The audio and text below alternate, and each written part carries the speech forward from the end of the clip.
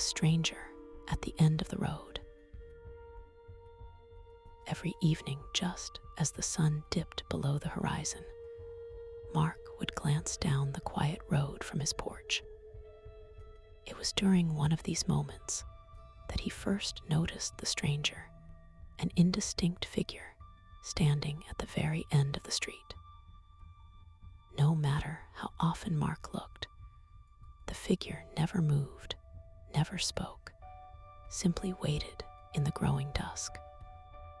The stillness was unnerving, yet Mark couldn't look away, drawn by a strange mixture of curiosity and unease, as if something intangible was beginning to unravel.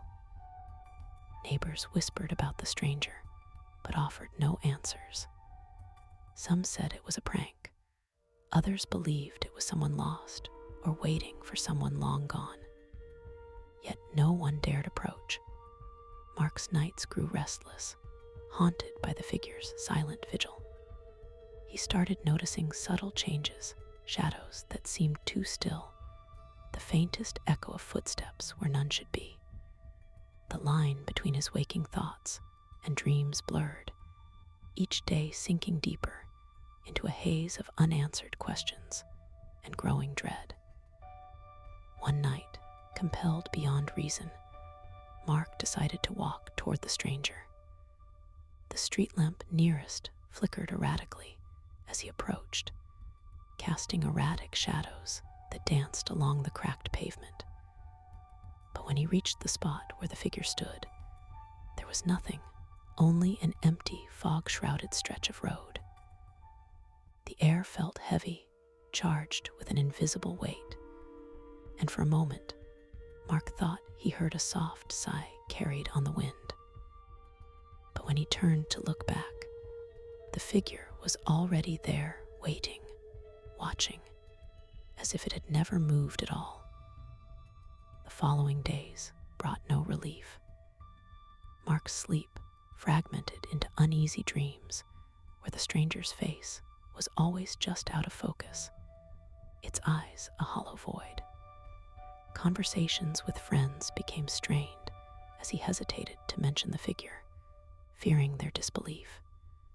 His world shrank to that narrow stretch of road and the cold presence at its end. Even the familiar sounds of the neighborhood, children playing, distant cars, felt muted, as if the stranger's silence was seeping into reality itself. One morning, Mark awoke to find a single footprint pressed into the soft earth at the road's edge, too large to be his, too fresh to be old.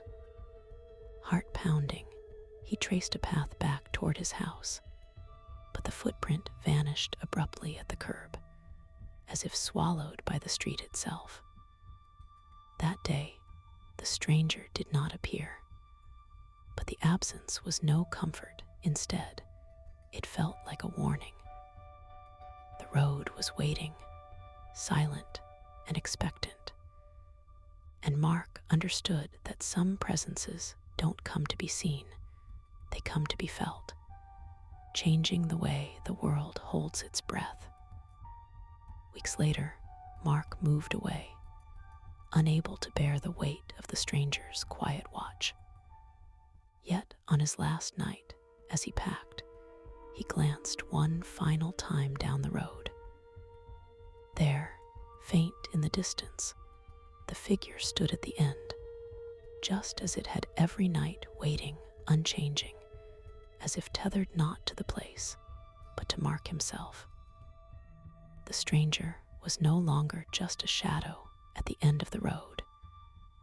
It was a question Mark carried with him, an echo of something beyond understanding that clung to the edges of his mind, whispering that some mysteries never truly leave us.